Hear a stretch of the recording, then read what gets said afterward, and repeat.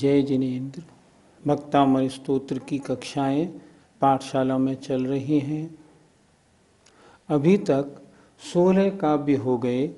आज 17वें काव्य का अर्थ बताया जाएगा। भक्तामृत स्तोत्र की महिमा में मुनि श्री समता सागर जी महाराज ने एक छोटा सा श्लोक बड़ा महत्वपूर्ण लिखा है। मानतुंग मुनिराज का भक्तामर स्तोत्र अद्भुत अनुपम काव्य है, जिन भक्ति का स्रोत माने झरना।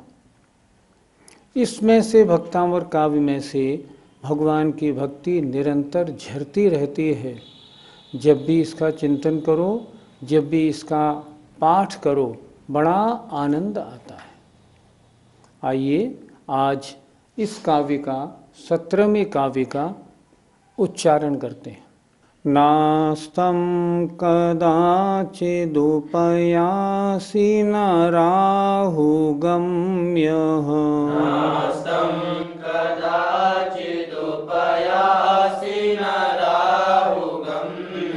स्पष्टीकरोषि सहसा युगपज्जगन्ति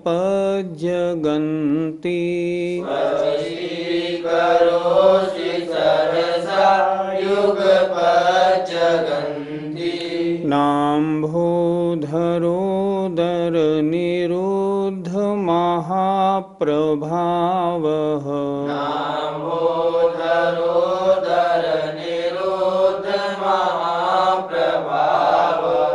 सूर्यातिशायि महिमासि मुनीन्द्रलोके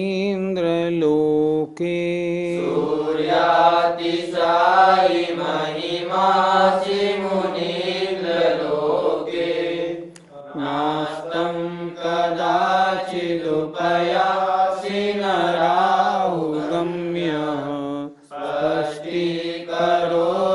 सहसा युगपज्जगन्ति नाम्भोधरोदर निरुद्ध महाप्रभावः सूर्यातिशायि महिमासि मुनीन्द्रलोके। इस काव्य के एक एक शब्द के अर्थ पर विचार करते हैं। पहले काव्य नंबर 16 जो आपको पढ़ाया था, उसमें भगवान को कहा था, आप भगवान अलौकिक अनुपम दीपक हैं।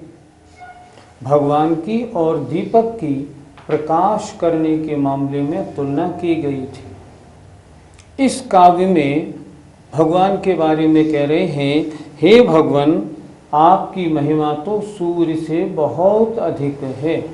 कैसे कह रहे हैं देखें जरा, शब्दों के अर्थ देख लें। उपयासी, उपयासी माने होते हो, उपयासी। नाम्भोधरोदर, नाम्भोधरोदर अर्थ लिखा न मेघों के द्वारा आपका। देखो, अंभ माने पानी, पानी जिसने धारण कर रखा हो अपने उदर माने पेट में, जिसने अपने पेट में पानी भरा हुआ हो, अर्थात बादल। अंभोधरोदर माने बादल, युगपत एक साथ। जगंती, जगंती तीनों लोकों को। सूर्यातिशाय, सूर्य से भी अधिक। महिमासी, महिमा वाले हो। शब्दार्थ हो गया। अब एक एक शब्द को देखते हैं। न अस्तम, अस्त को नहीं, कदाचित कभी भी, उपयासी होते हो। भगवान, आपकी उपमा हम कैसे आपकी तुलना कर रहे हैं? सूर्य से। सूर्य सुबह उगता है, शाम को हमेशा अस्त होता है। सुबह उगा, शाम को अस्त हुआ, सुबह उगा, शाम को अस्त हुआ। लेकिन भगवान, आप ऐसे सूर्य हैं जो कदाचित कभी भी अस्तम माने अस्त को न उपयासी नहीं होते हो, कभी भी अस्त को प्राप्त नहीं होते। दूसरा, न राहु गम्य, राहु से भी आप ग्रसे नहीं जाते हो। जब सूर्य ग्रहण पड़ता है तो सूर्य के प्रकाश को कौन रोक देता है? राहु। तो सूर्य का प्रकाश उससे रुक जाता है। तो कह रहे हैं भगवान, आप राहु से भी ग्रसे नहीं जाते हैं। तीसरा, सहसा माने स्वभाव से ही युगपत एक साथ जगंती तीनों लोकों को आप स्पष्ट करते हैं। एक सूर्य का प्रकाश 50,000 योजन जाता है एक तरफ, लेकिन भगवान आप तो जगंती तीनों लोकों को एक साथ स्वभाव से ही प्रकाशित करते हैं। तो सूर्य से आपकी महिमा कितनी अधिक हो गई। तीसरी बात, सूर्य जो है ना, सूर्य का प्रकाश हो, नीचे बादल आ जाए, सूर्य का प्रकाश रुक जाता है। लेकिन यहाँ कह रहे हैं ना माने नहीं, अंबोधरोदर माने बादलों के द्वारा आपका महान प्रभाव निरुद्ध रोका जाता है। भगवान का जो ज्ञान सूर्य है उसके प्रकाश को रोकने वाला कोई नहीं। भगवान ये सूर्य जो है ना, इसके प्रभाव को तो बादल रोक देते हैं, लेकिन आपका जो ज्ञान सूर्य है उसके महान प्रभाव को बादल नहीं रोकते हैं। अर्थात बादलों के द्वारा आपका ज्ञान रूपी सूर्य का महाप्रभाव नहीं रोका जाता है। हे मुनीन्द्र, हे मुनियों के नाथ, हे मुनियों में सर्वश्रेष्ठ, लोक में सूर्य अतिशय, सूर्य से भी अधिक महिमा वाले आप हो। महिमा असी, महिमा वाले आप हैं। फिर देखें, हे मुनीन्द्र, हे मुनियों के नाथ। मुनियों में सबसे बड़े कौन? मुनि से बड़े साधु, साधु से बड़े उपाध्याय और फिर आचार्य। मुनि माने होता है साधु, साधु से बड़े उपाध्याय, उपाध्याय से बड़े आचार्य, आचार्यों के सबसे बड़े गणधर, गणधर से भी बड़े तीर्थंकर भगवान केवली स्वामी स्वयं। तो आप कौन हैं? आप मुनियों के इंद्र स्वामी हैं। हे मुनीन्द्र, आप कभी भी अस्त को नहीं प्राप्त होते हैं, न राहु के द्वारा गम्य ग्रसे जाते हैं, और स्वभाव से ही युगपत माने एक साथ, जगंती माने तीनों लोकों को स्पष्टीकरोषि स्पष्ट कर रहे हैं, प्रकाशित कर रहे हैं। और अगला देखें, अंबोदरोदर, बादलों के द्वारा भी आपका महाप्रभाव रोका नहीं जा सकता है। ना को अलग निकाल लिया। आप लोक में सूर्य से भी अधिक महिमा वाले आप हो। आपकी तुलना भगवान सूर्य से भी नहीं हो सकती। पहले हमने दीपक से की थी पिछले काव्य में, अब यहाँ कर रहे हैं सूर्य से। क्यों? कि सूर्य अस्त होता है, आप अस्त को कभी प्राप्त नहीं होते। जब सूर्य ग्रहण पड़ता है तो सूर्य राहु के द्वारा ग्रसा जाता है, लेकिन आपका जो ज्ञान सूर्य है वो राहु के द्वारा ग्रसा नहीं जाता। तीसरा, सूर्य थोड़े से 50,000 योजन एक तरफ प्रकाशित करता है, लेकिन भगवान आप तो स्वभाव से तीनों लोकों को एक साथ प्रकाशित करते हैं। कहते हैं जम्बू द्वीप में जब भरत क्षेत्र में सूर्य का प्रकाश होता है तब विदिक क्षेत्र में अंधकार होता है, लेकिन भगवान आप तो स्वभाव से तीनों लोकों को एक साथ प्रकाशित करने वाले हैं। सूर्य का जो प्रभाव है ना, वो बादलों के द्वारा रुक जाता है, लेकिन भगवान बादलों के द्वारा आपके सूर्य का, आप रूपी सूर्य का महाप्रभाव न निरुद्ध नहीं रोका जाता। इसलिए हे मुनियों के नाथ, लोक में सूर्य से भी अधिक महिमा वाले आप हैं। इस तरह भगवान की महिमा भगवान और सूर्य का एक कंपैरिजन करके बताई है। सूर्य भगवान आपके आगे कहीं भी नहीं टिकता, आप ही हो और अद्भुत सूर्य हो। पंडित जी, सूर्य ग्रहण कैसे पड़ता है? जैन मत और अन्य मत वालों की ग्रहण के बारे में अलग अलग मान्यता है। अन्य मत वाले राहु के द्वारा सूर्य को ग्रसा जाना मानते हैं और इसलिए वो कहते हैं कि सूतक लग गया, कोई खाएगा नहीं, कोई कुछ नहीं करेगा, सब भगवान का स्मरण करो, ऐसा बोलते हैं। लेकिन जैन धर्म ऐसा नहीं कहता।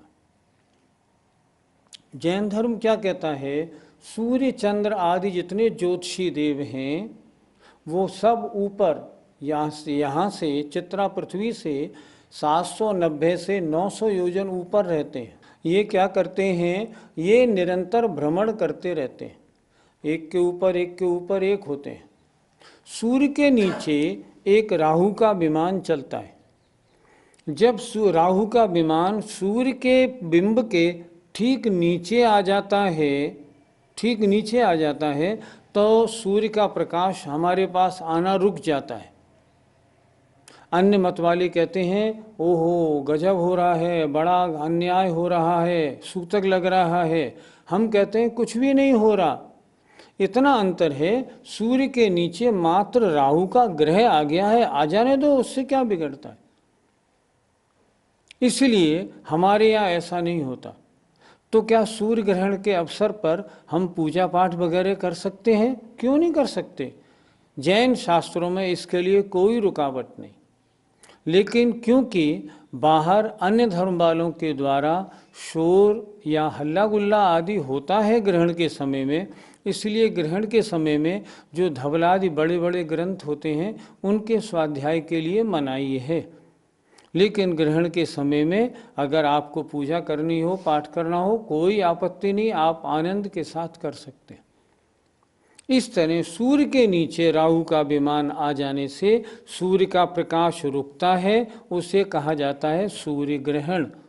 चंद्रमा के साथ भी ऐसा ही होता है। पंडित जी, भगवान का कौन सा गुण सूर्य के समान कहा गया है?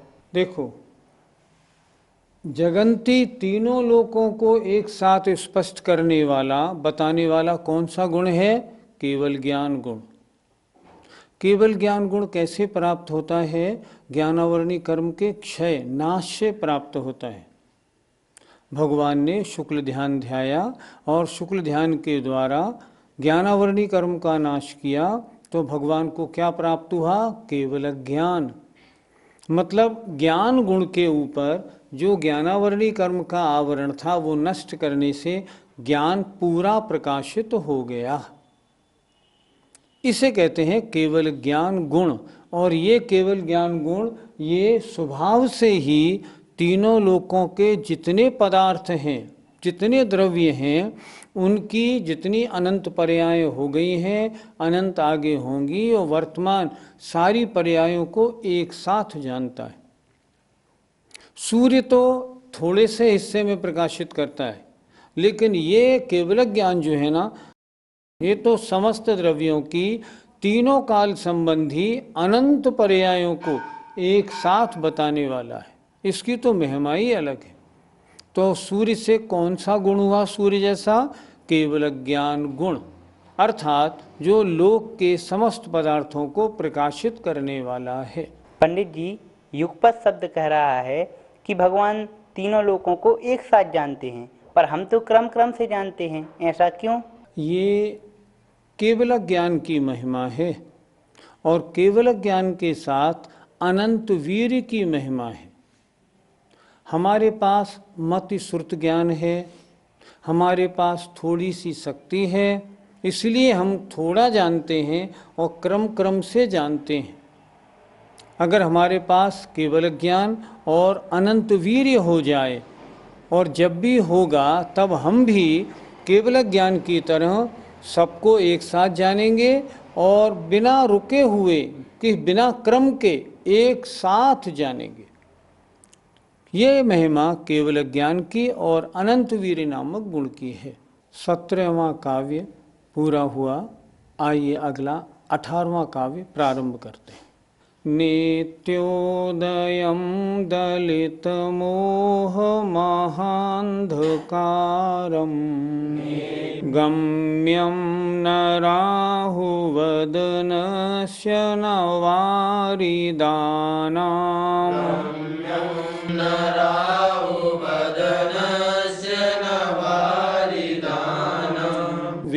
विभ्राजते तव मुखाब्जमनल्पकान्ति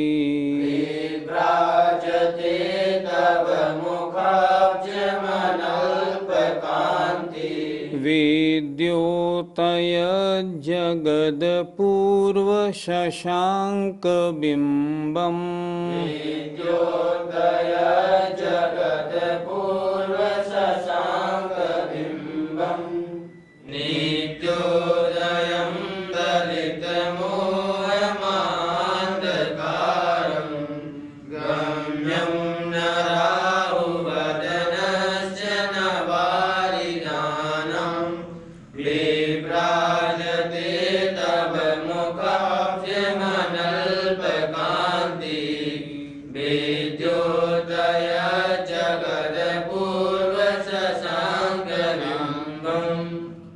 आइए 18वें काव्य के अर्थ को देखते हैं। 17वें काव्य में हे भगवान आप सूर्य से भी अधिक महिमा वाले हैं ऐसा कहा गया था। इस 18वें काव्य में भगवान का चंद्रमा से कुछ तुलनात्मक विवेचन किया गया है कि हे भगवान आप अनुपम चंद्रमा हैं। क्या क्या अंतर है चंद्रमा में भगवान में? देखिए, नित्योदयम,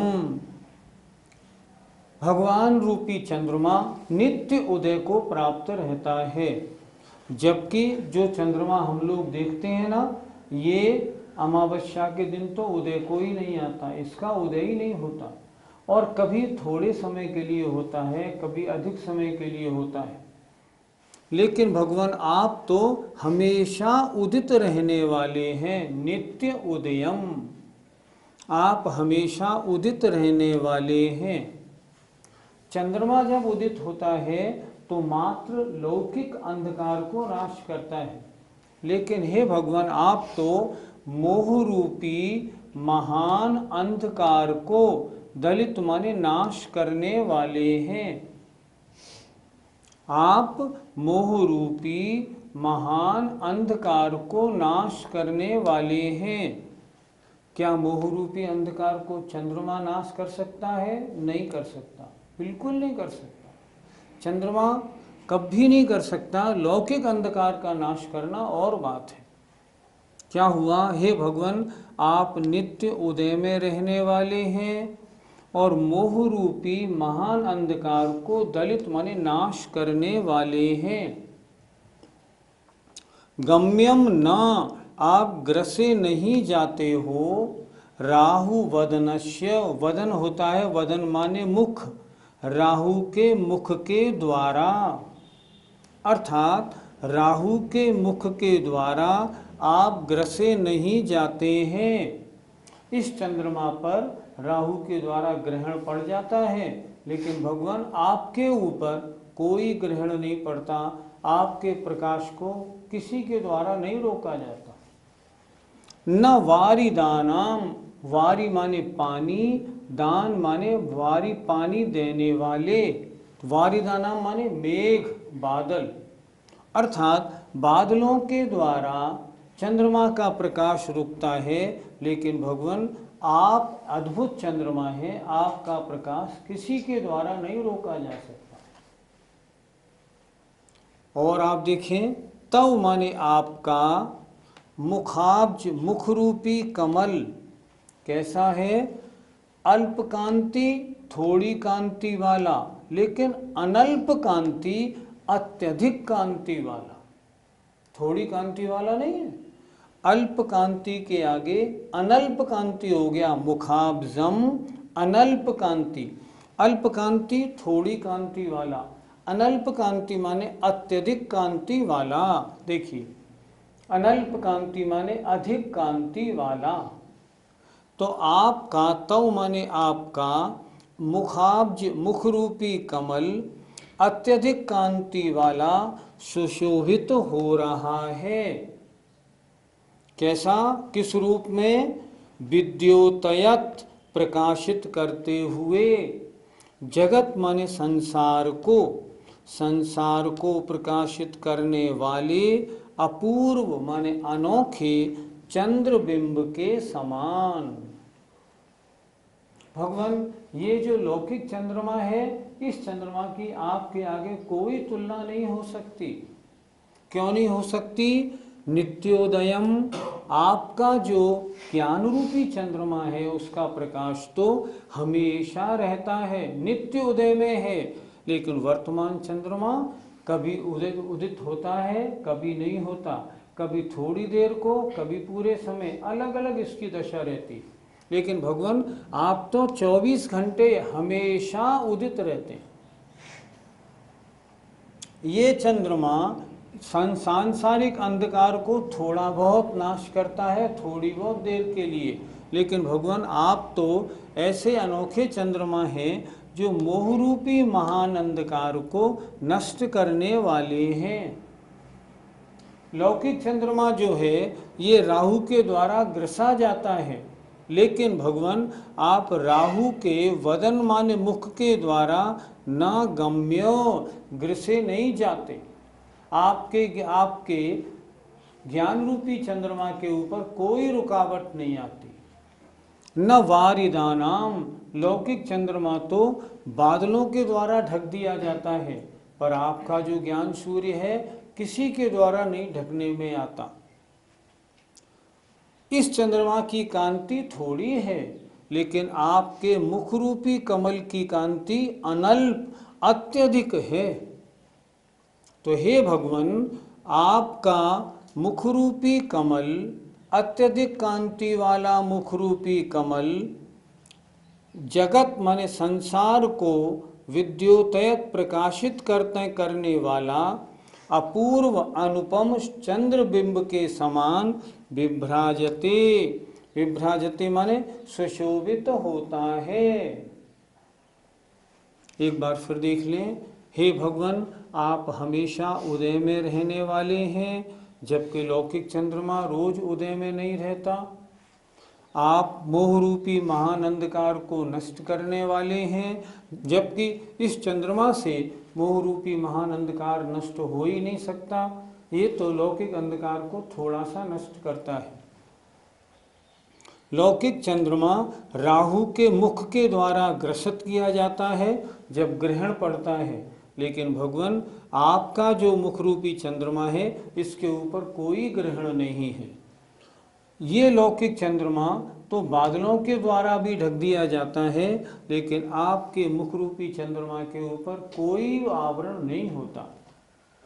हे भगवान, आपका मुख कमल जो है ये अत्यधिक कांति वाले और जगत विद्योतयत संसार को प्रकाशित करने वाले अपूर्व अनोखे चंद्रबिंब की तरह सुशोभित हो रहा है। भगवान, आपके मुख रूपी चंद्रमा की शोभा का क्या वर्णन करें। वर्तमान जो लौकिक चंद्रमा है ये उसके आगे नहीं टिक सकता। आपका तो ये मुख जो है ना अनुपम चंद्रबिंब के समान है। इस तरह आपने देखा आचार्य मानतुंग महाराज ने भगवान को पहले अनुपम दीपक कहा, फिर दोबारा दूसरे में उन्होंने एक अनुपम सूर्य से उनकी तुलना की, और यहाँ तीनों लोकों को प्रकाशित करने वाले हे भगवान आप अपूर्व चंद्रबिंब हैं। प्रकाश करने वाली तीन वस्तुएं लोक में मशहूर हैं, दीपक, सूर्य और चंद्रमा। लेकिन सूर्य और चंद्रमा मोह अंधकार को नष्ट नहीं कर सकते। हम पूजा में रोज पढ़ते हैं ना, रवि शशि न हरे सो तम हराय, सो शास्त्र नमो बहु प्रीति ल्याय। सूर्य और चंद्रमा भी जिस अंधकार को नष्ट नहीं कर सकते, उस अंधकार को नष्ट करने वाली जिनवाणी की हम वंदना करते हैं। और वो जिनवाणी भगवान के द्वारा कहे गए वचन ही तो हैं। तो इस तरह आचार्य मानतुंग महाराज ने इन काव्यों में, जो पिछले 3 काव्य हुए, उनमें भगवान की दीपक से, सूर्य से और चंद्रमा से तुलना करके ये बताया कि भगवान आपका मुख, आपका ज्ञान सूर्य से भी ज़्यादा, मुख चंद्रमा से भी सुंदर और प्रकाश अनुपम दीपक के समान है। इसलिए भगवान आप अनोखे हैं, आपके लिए कोई उपमा नहीं और आप तो अद्भुत हैं। आपकी जय हो। कितना सुंदर भक्तामृत स्तोत्र रचा गया है। हर काव्य इसका अनोखा है। हमें उम्मीद है आपको भक्तामृत स्तोत्र की महिमा जानकर आनंद आ रहा होगा। आइए, समय हो गया, विदा लेते हैं। जय जिनेंद्र।